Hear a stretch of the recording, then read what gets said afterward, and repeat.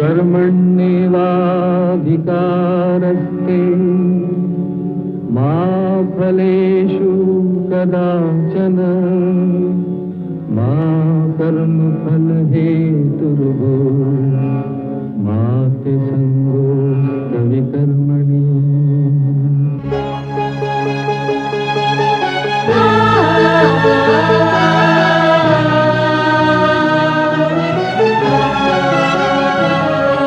ये औरत है कुदरत का अनमोल तोहफा, ये ममता का सागर, मोहब्बत का दरिया है। हर नस्ल हर देश पर कर्ज इसका बनाया गया, त्याग को फर्ज इसका। मगर इसकी दुनिया ने कीमत न जानी, मगर इसकी दुनिया ने कीमत न जानी। अजब दास्तां है, अजब है कहानी।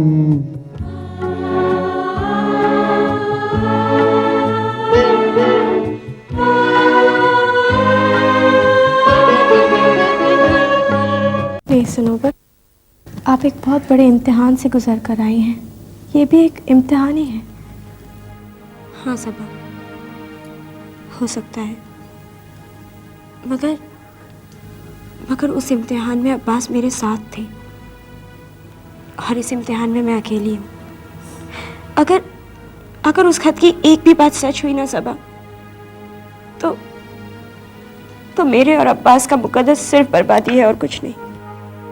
सनोबर,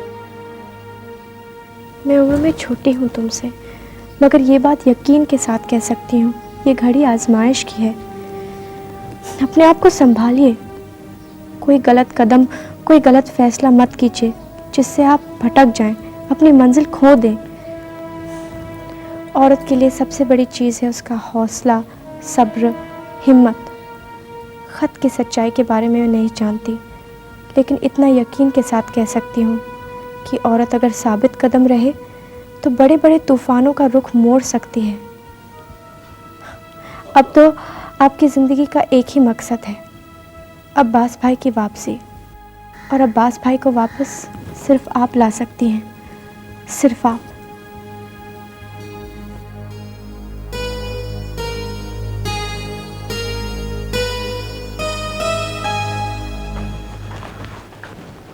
डॉक्टर साहब,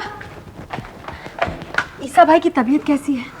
देखिए, तबीयत के बारे में अभी कुछ नहीं कहा जा सकता, मगर हाँ, वक्त पर अस्पताल न पहुंचते तो मामला हाथ से निकल गया था। It is a severe attack, और इस तरह का अटैक इस उम्र में बर्दाश्त कर लेना मुश्किल ही नहीं बल्कि नामुमकिन है। बल्कि मैं तो ये समझता हूँ कि किसी करिश्मे से कम नहीं। और हाँ, ईसा भाई का बच जाना मुझे लगता है कि आप लोगों की दुआओं का फल है। मैं उनसे मिल सकती हूँ? मिल तो ज़रूर सकती हो, लेकिन देखिए, ज़्यादा बातचीत नहीं होनी चाहिए, और ऐसी कोई बात नहीं करेंगे आप कि जिससे उनके दिलो दिमाग को सदमा पहुंचे। ठीक है, ऐसी कोई बात नहीं होगी। मिल सकती हैं आप। Thank you.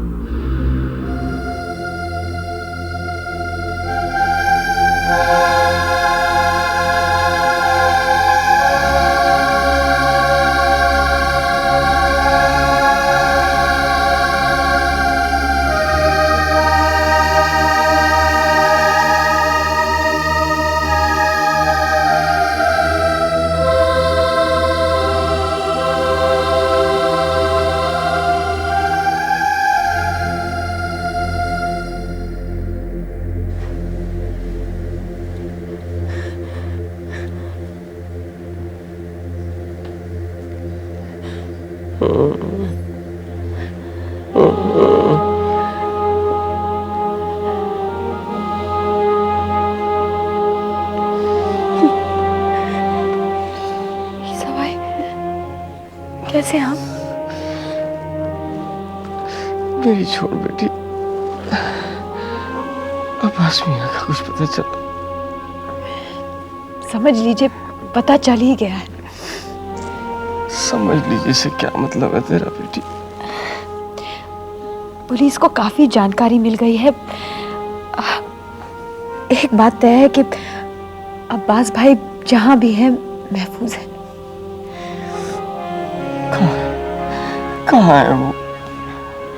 ईसा भाई, पुलिस ने उस जगह की निशानदाही कर ली है, उस जगह को घेर भी लिया है और विक्रम साहब ने मुझे यकीन दिलाया है कि वो जहां भी है सही सलामत है। बेटी, क्या तुझे यकीन है क्या बात सही सलामत वापस लौट आएगा? पूरा यकीन है। प्रगति, ये हमारे साथ पहले भी हो चुका है बेटी। तब भी तो हमारी जिंदगी में रोशनी की किरण बनकर आई थी। तब मुझ में हौसला था, हिम्मत थी लड़ने की, लेकिन अब मैं टूट चुका हूं। मैं कमजोर हो गया हूं बेटी। और अगर इन हालातों में अब्बास मियां को कुछ हो गया ना तो मैं सतबर। ईसा भाई, आप खामोखा परेशान हो रहे हैं। मैंने कहा ना, अब्बास भाई जहां भी है सही सलामत है, उन्हें कुछ नहीं होगा। देख, तू मुझे झूठी तसल्ली तो नहीं दे रही है ना? ईसा भाई, ईसा भाई, आपको इस तरह देखकर मुझे बिल्कुल अच्छा नहीं लगा, क्योंकि मुसीबत की घड़ी में आप होते थे एक चट्टान की तरह, दूसरों को दिलासा देते रहते थे।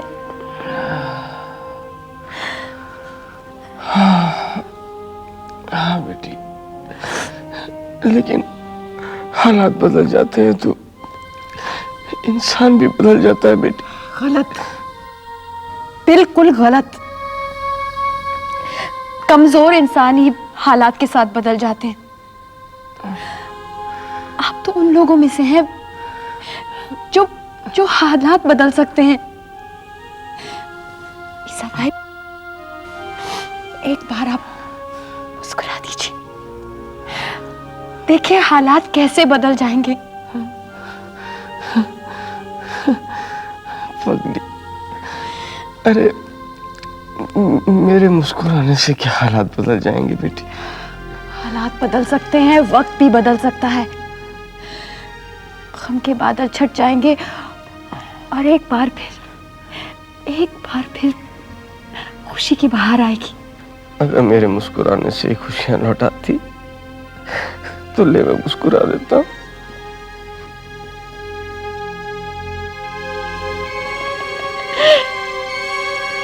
भाई,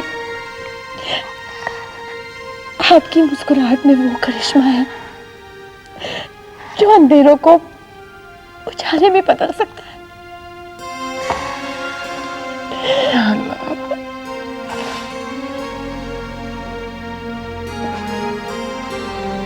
प्रगति बेटी सोलह ने सच कहती है ईसा भाई,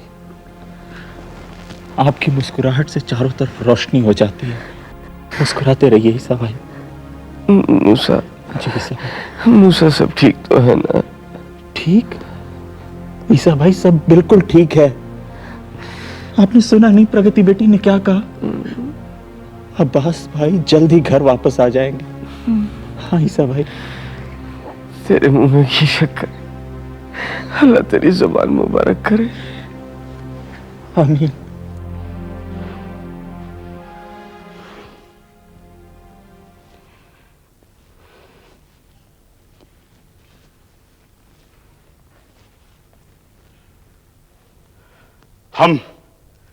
हम इस सदमे का बोझ कब तक उठाते रहेंगे?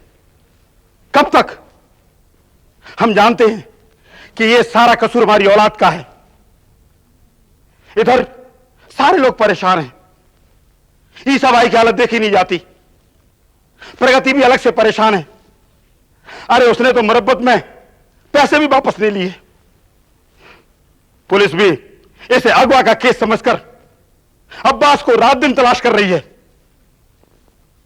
हम जानते हैं अब्बास ने क्या किया है। ये सच है, बच्चों की गलतियों की सजा अक्सर माँ बाप को ही भुगतनी पड़ती है। नजमा, मैं अपने और तुम्हारे लिए परेशान नहीं हूं। मेरी परेशानी है सनोबर, जो अंगारों के बिस्तर पर लौट रही है। जिस बीवी को पता चले कि उसका शौहर चोर है, मक्कार है, नशे का आदी है, उस औरत के जहन पर क्या असर पड़ेगा? बोलो, क्या असर पड़ेगा? अगर खुदा न खास्ता उसने कुछ कर लिया तो हम दुनिया को क्या मुंह दिखाएंगे, क्या जवाब देंगे दुनिया को? किसी बात का जवाब नहीं है हमारे पास। हम तो बेबस हैं, मजबूर हैं, और कर भी क्या सकते हैं सिवाय इसके कि चुपचाप देखते रहे, सहते रहे। शायद अल्लाह की यही मर्जी है। देखता हूं।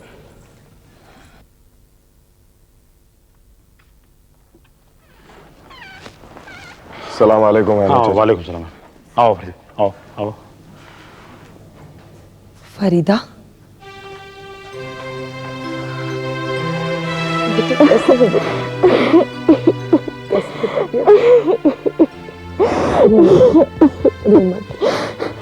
बेटा, तुम्हारी सेहत ठीक नहीं है ना?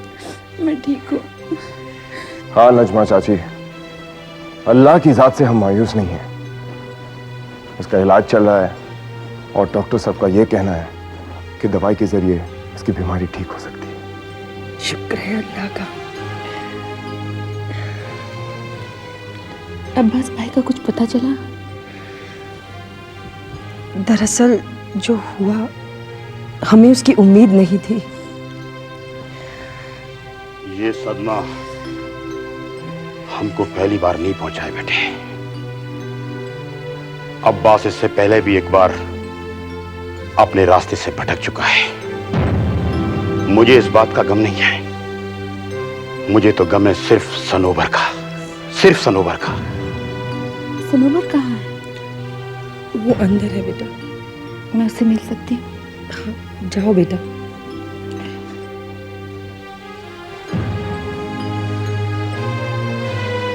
सब ठीक हो।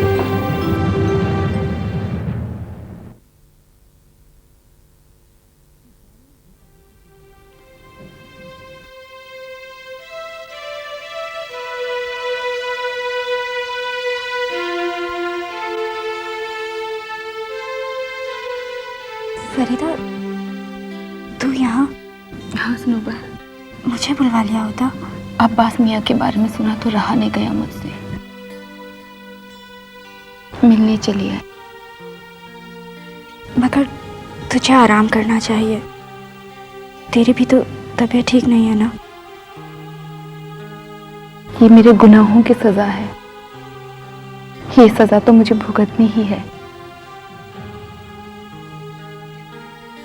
ये अब्बास मियाँ के बारे में। फरीदा, मैं समझ रही थी कि अब्बास शायद सुधर गए हैं, और अब्बास के साथ साथ मेरी जिंदगी भी। मगर बहुत गलत समझ रही थी मैं। गलत राय कायम की मैंने अब्बास के बारे में। यकीन हो गया अब तो कि इंसान सब कुछ छोड़ सकता है, लेकिन नशे की आदत नहीं छोड़ सकता। तूने मान लिया इस बात को? हकीकत मेरे सामने है फरीदा। अगर अब भी नहीं मानूंगी तो अपने आप को धोखा दूंगी मैं। सनोबर, क्या तू नहीं जानती कि मुझे भी जबरदस्ती गुनाह करने पर मजबूर किया गया? और फिर ये मजबूरी मेरी जिंदगी बन गई। मैंने कई साल जुर्म की दुनिया में काटे। मैंने अपनी आंखों से अपना तमाशा देखा है, और साथ में कई लोगों को भी बर्बाद होते हुए देखा है। मैंने तो यहाँ तक देखा है कि कैसे मासूम लोग और हालात के हाथ मजबूर होकर मुजरिम बन गए। मैं जिस जगह से आई हूं, मैंने उस जगह तुझे और अब्बास को भी देखा है।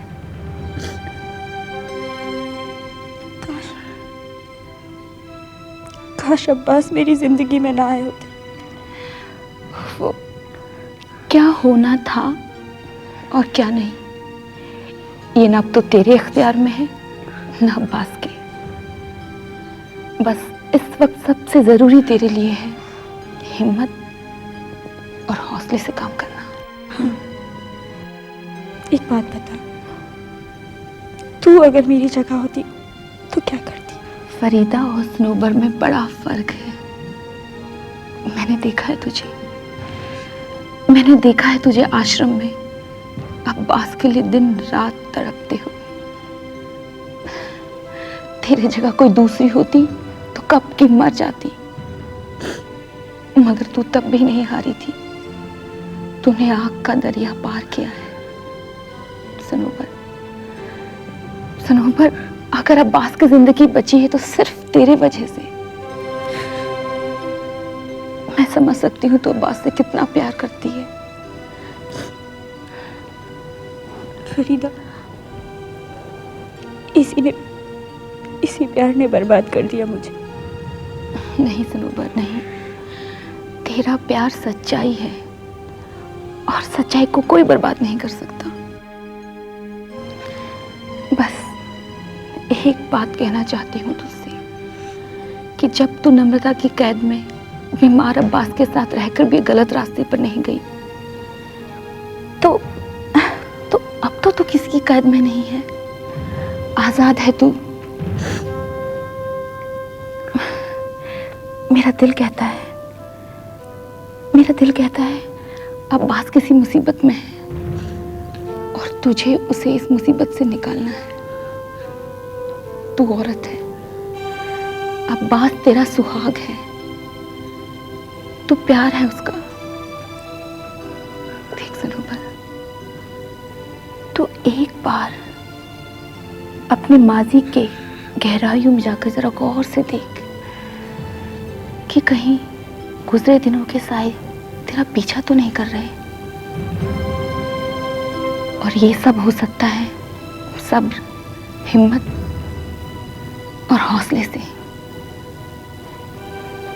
तूने एक बार अब्बास के लिए जंग लड़ी थी और आज फिर उसकी जिंदगी के लिए लड़ना है। देख सनोबर, तेरा अब्बास दुनिया से बेवफाई कर सकता है, तुझसे नहीं। और वो खत?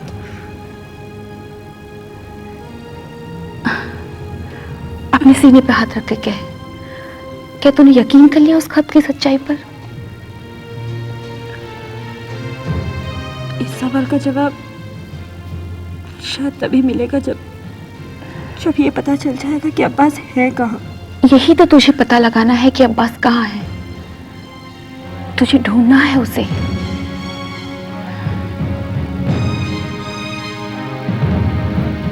विक्रम, अब्बास के हादसे ने कितनी खुशियां रोक दी। अब देखो ना, मेरे डैडी आने वाले थे तुम्हारे डैडी से बातचीत करने के लिए, रुक गई ना ये बातचीत। हाँ रूपा, ठीक कहा तुमने। और बड़ी मुश्किल से राजेश भैया और प्रगति की प्रेम की नैया किनारे लगी थी। और मैं इतनी खुश थी कि राजेश भैया की आस कि वो प्रगति के साथ एक नई जिंदगी शुरू करेंगे, ये मामला भी ठप हो गया। और इन सब बातों का ताल्लुक अब्बास से है।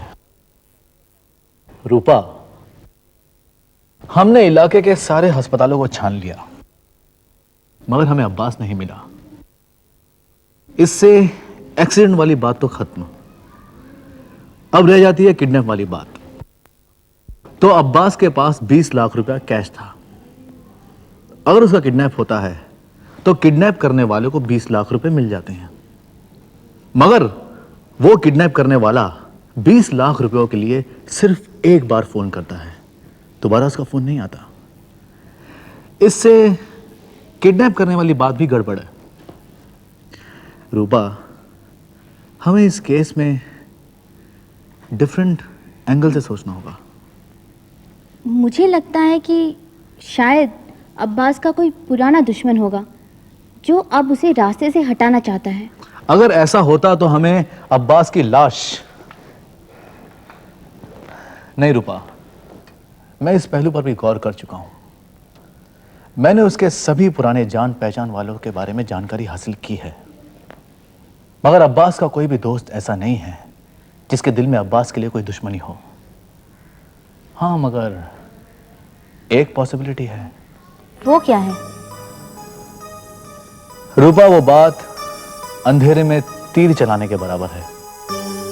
तो मैं ये समझती हूँ कि इस बात पर जरूर सोचना चाहिए, क्योंकि कभी कभी अंधेरे में चलाया हुआ तीर भी निशाने पर जा लगता है। हाँ रूपा, अब्बास और सुनोवर कभी नम्रता के चंगुल में भी थे, और जिस तरह से उन्हें वहां से आजाद करवाया गया, वो बात नम्रता के लिए एक चुनौती के समान है। इसका मतलब यह है कि इस केस में नम्रता भी शामिल हो सकती है। नम्रता के शामिल होने से इनकार तो नहीं कर सकते, मगर उस दिन अब्बास बीपी एंड कंपनी में टेंडर के पैसे भरने जा रहा था, पूरे 20 लाख रुपए कैश। और यह बात किसी को पता लग गई कि अब्बास 20 लाख रुपए कैश कैरी कर रहा है, तो यह मामला डकैती का है। मगर रूपा, अगर हम दूसरे पहलू से सोचें, उस दिन प्रगति क्रिएशन के साथ विनोद ठाकुर ने भी अपना टेंडर भरा था। अब्बास वहां पर वक्त पर नहीं पहुंच पाया, इसलिए विनोद ठाकुर का टेंडर पास हो गया। मगर नुकसान तो प्रगति का हुआ ना? हाँ, नुकसान तो प्रगति का हुआ, मगर फायदा किसका हुआ? विनोद ठाकुर का। Here lies the point. हाँ रूपा, तुम्हारे इसी पॉइंट ने मुझे सोचने पर मजबूर कर दिया है। अब हमें विनोद ठाकुर की बात पर गौर करना होगा। पानी पानी।